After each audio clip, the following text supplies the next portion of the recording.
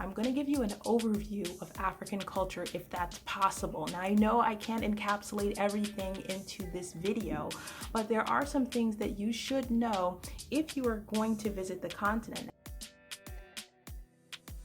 My name is Winston and I am a media specialist, and today we're going to do something a little bit different. As you guys know, we do the African Movie Music Review here. We also do content about business and also about productivity and motivation, and today we're going to do something a little bit different. It's going to border a little bit more on the side of public relations. As you guys know, as a media professional, I specialize also in public relations. So what exactly does that mean? It means the relating with the public, also kind of like what you will find in certain cities when you have outreach directors, people like that. So it's our job to really sort of study your audience and find out, what they want to hear, the normatives in that society or in that community, and give you guidance on what to do.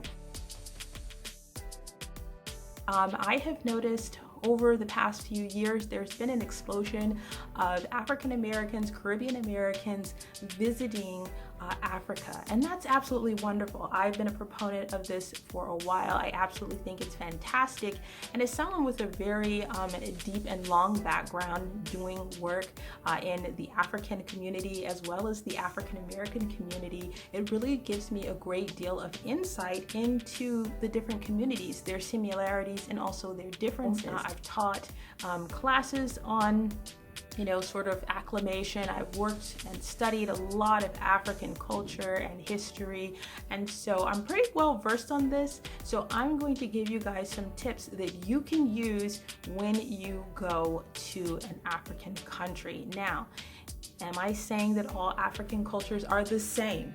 Am I saying that, basically there's like a blanket African culture?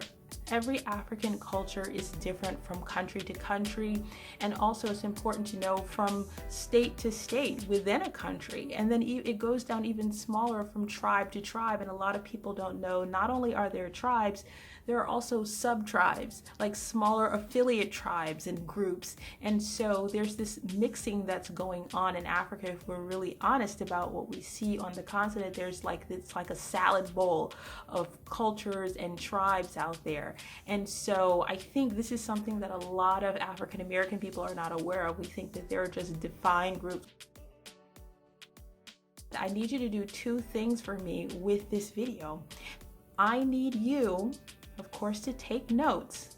I need you to share this with anyone that you know is going to be visiting an African country or state. This is really important. And then also, if you have more questions or you want a one-on-one or you need some tips for your business, your company, or what you're planning to do, I want you to go ahead and book me, and I will give you specific tips about your product or service and kind of help you understand the place where you're going and some more about the culture. Obviously, I can't get it all into this video, so let's get started.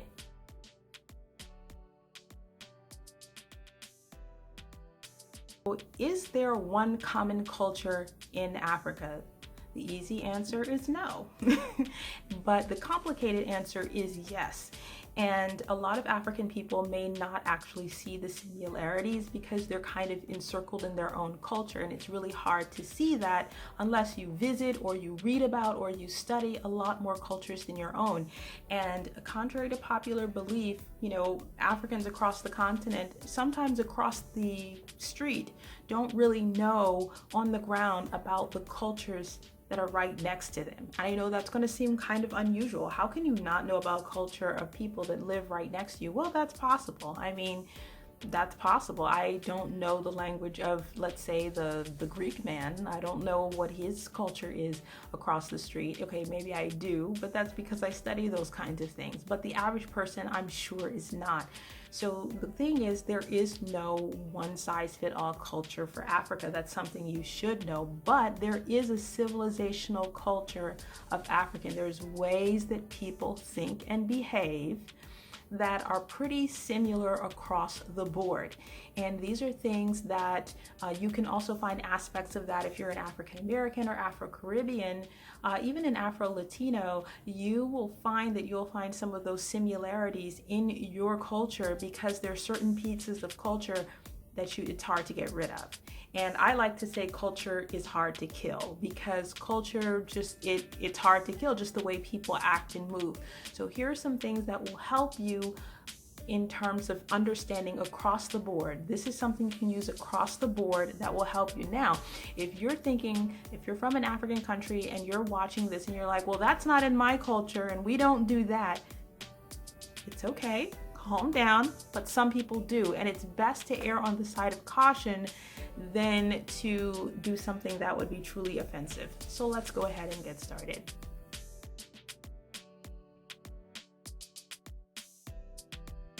First thing I want you to understand about African culture, the civilizational culture that pretty much runs over the entire culture, is this strong idea of family, this idea that the family unit is the most central and important piece. It's just a huge part of it. And people really kind of relate to each other that way. They call each other sister and brother, even on the continent. I don't think this is just made popular through African American culture, being pushed across the world.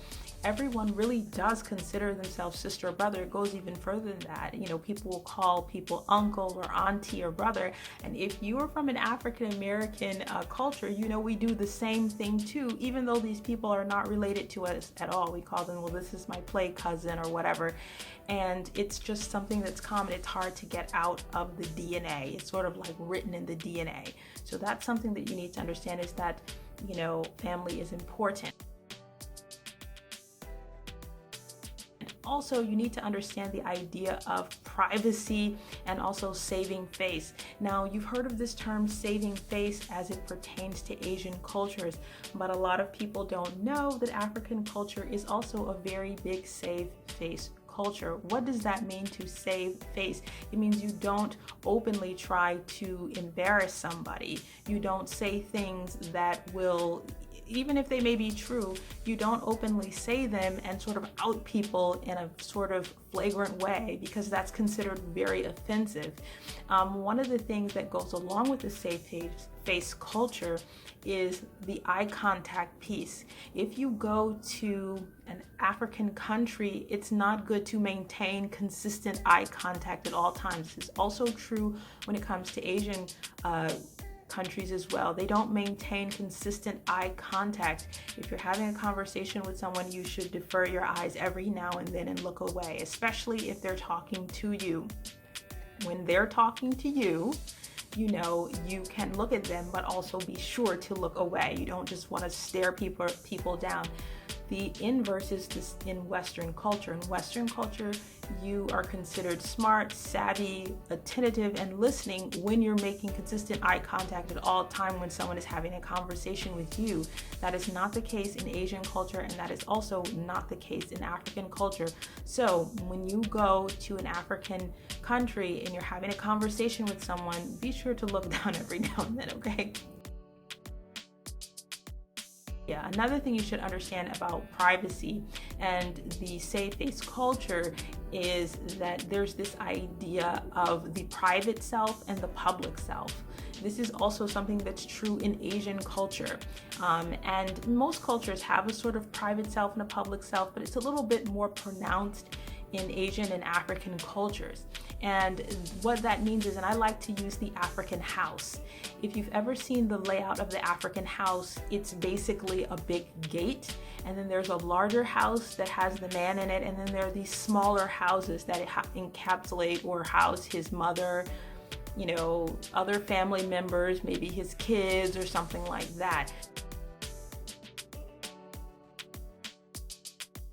So what you have to understand is that family is surrounded in this house, and not all is known about what is going on. The Africans have a saying that says a marriage is like a ground nut. You don't know what's in it unless you crack it open.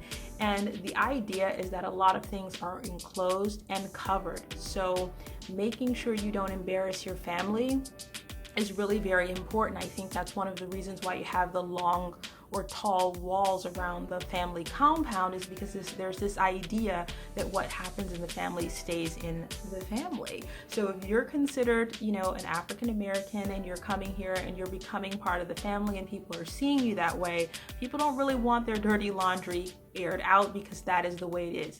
Does that mean that, you don't talk about things or fix things that are wrong? No, what it means is that you have to do it in a tactful way that also respects people.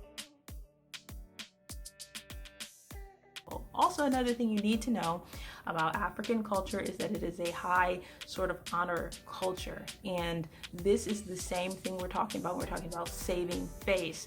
So I don't want to go out into my community and be known as a bad person. I don't want to go out into my community and be disliked. So I might do certain things to make sure that that doesn't happen. So what you're going to see is a lot of people, they will be really kind to you, and they might do certain things that seem just overly generous and overly abundantly kind, but that's because you want to sort of present yourself as a representative of your family. You are a representative of your family to some degree in your society. Now, one of the things about that is a lot of times people in African cultures only see their tribe as that society. So that means they have no real reason to sort of extend that to other tribes. That's unfortunate. We're hoping that that changes in time, but as it is, that's kind of the way it is.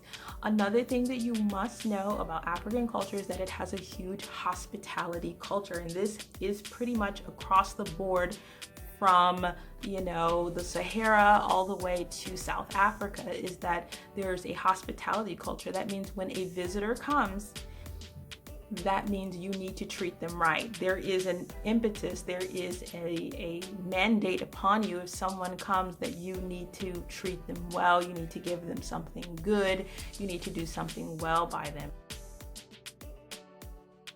Also, you have to understand when you're coming into someone's house, there is this idea of giving.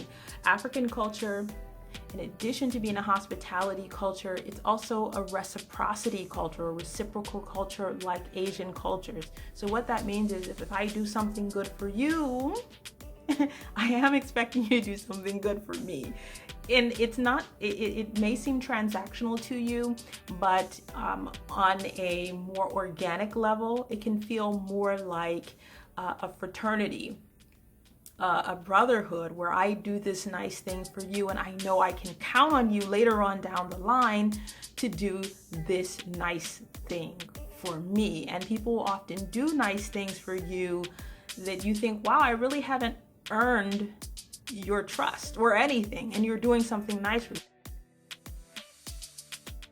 But what I have noticed is that cultures tend to be conservative in their actions and the way they speak, and their ways and behaviors around the Sahel.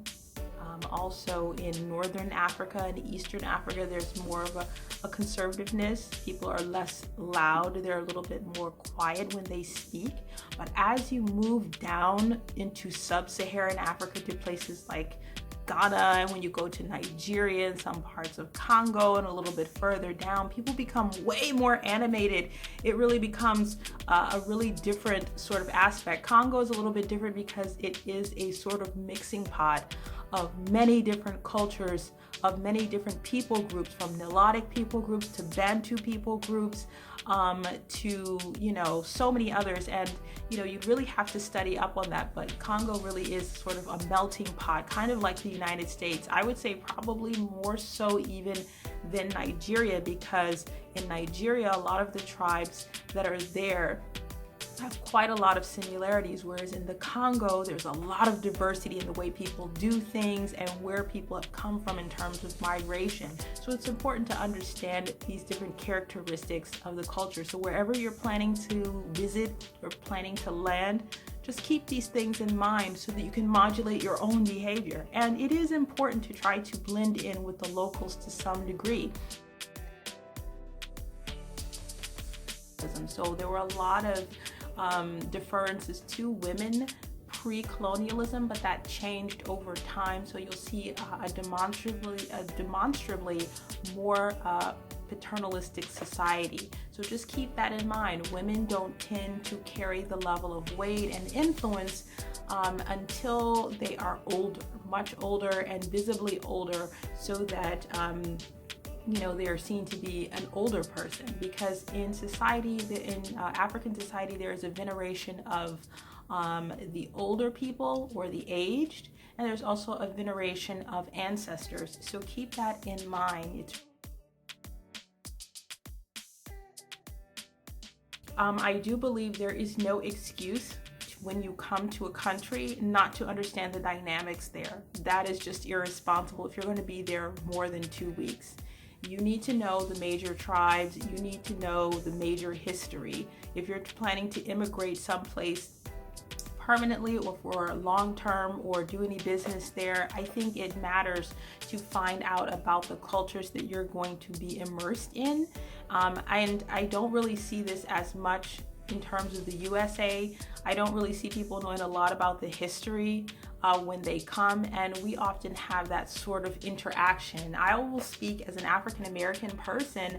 A lot of African people that I meet have absolutely no clue about certain aspects of the culture, certain aspects of African Americans and other groups here. And I don't actually think that's excusable, in the sense that you're making an effort to come to a certain country. So I think it is the only thing that is responsible, is the most responsible thing to do, is to find out the history of that culture. I would do it.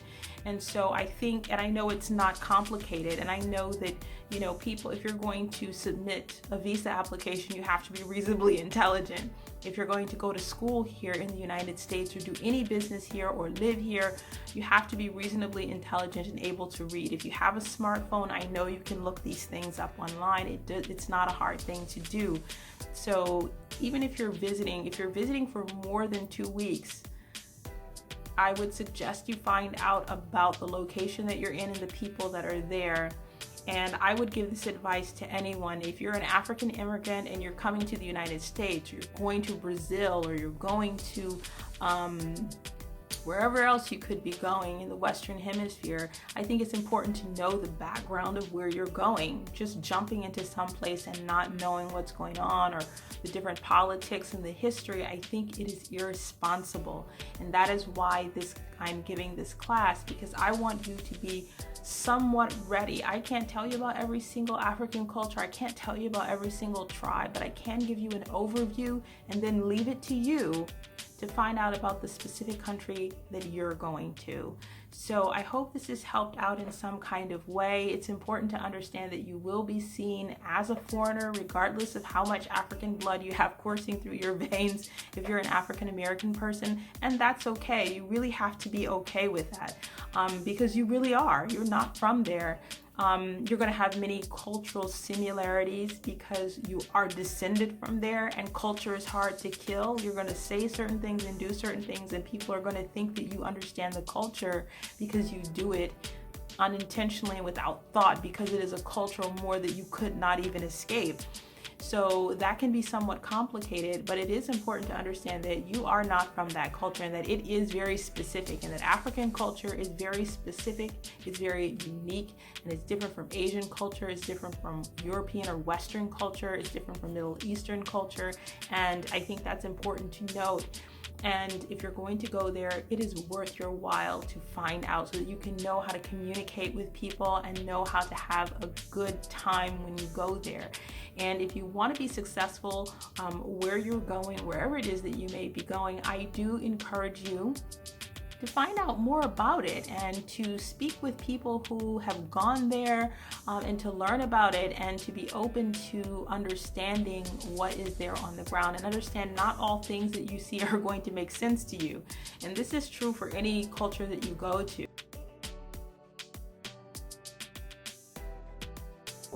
So I hope that this video has helped you. I hope you had a chance to look at some of the slides here and, take some notes down so that you can have a good time here, whatever African country that you go to.